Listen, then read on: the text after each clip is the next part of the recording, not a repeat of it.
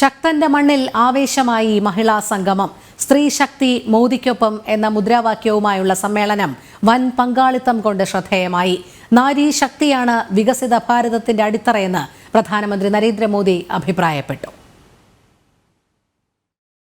കാർഷിക, വിദ്യാഭ്യാസ, ആരോഗ്യ, വ്യവസായ, തൊഴിൽ മേഖലകളിൽ വനിതകൾക്കായി കേന്ദ്ര സർക്കാർ നടപ്പാക്കിയ പദ്ധതികൾ ഊന്നിപ്പറഞ്ഞാണ് പ്രധാനമന്ത്രി നരേന്ദ്രമോദി വടക്കുംനാഥ ക്ഷേത്ര മൈതാനിയിൽ നിറഞ്ഞു കവിഞ്ഞ സദസ്സിനെ അഭിസംബോധന ചെയ്തത്.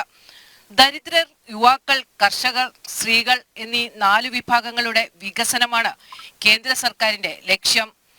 ഇവരുടെ പ്രശ്നങ്ങൾ പരിഹരിക്കാൻ നടപടികൾ സ്വീകരിക്കുന്നത് മോദിയുടെ ഗ്യാരണ്ടി എന്നാണ് അദ്ദേഹം വിശേഷിപ്പിച്ചത്. हमने 10 करोड़ उज्ज्वला गैस कनेक्शन दिए. ये सफलता कैसे मिली? मोदीയുടെ गारंटी.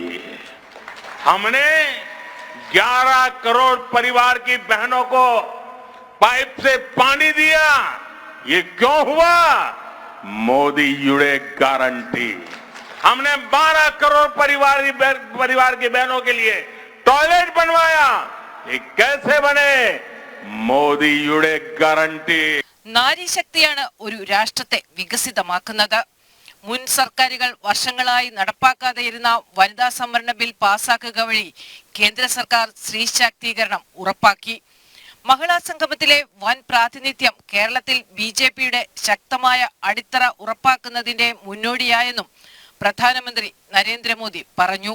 मेरे परिवारजनों, आज जब हम विकसित भारत की बात कर रहे हैं तो उसमें नारी शक्ति को हम एक सशक्त फोर्स बनाना चाहते हैं.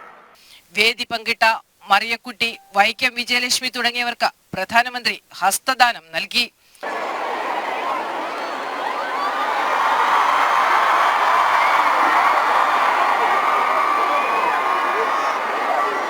നടി ശോഭന, കായിക താരം മിന്നുമണി, സംരംഭക ബീന കണ്ണൻ, പത്മശ്രീ ശോശാമ്മ ഐപ്പ്, സാമൂഹിക പ്രവർത്തക ഡോക്ടർ MS സുനിൽ തുടങ്ങി വ്യത്യസ്ത മേഖലകളിൽ വിജയം കൈവരിച്ച വനിതകളും വേദിയിലെത്തിയിരുന്നു.